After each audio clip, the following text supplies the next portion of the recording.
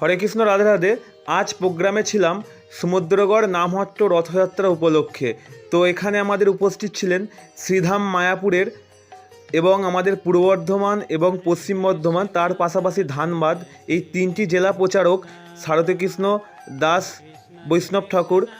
তো তার সাথে ছিলেন উত্তম প্রভু, গোড়া প্রভু, অনিমেষ প্রভু। এই হচ্ছে সুরজিৎ ভাই।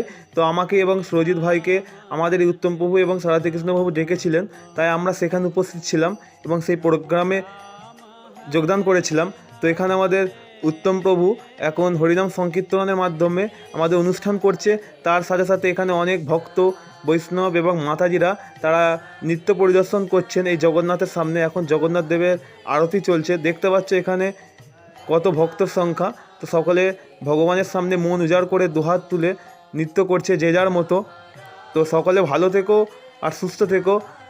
আর সবার শেষে কিন্তু রাধে রাধে।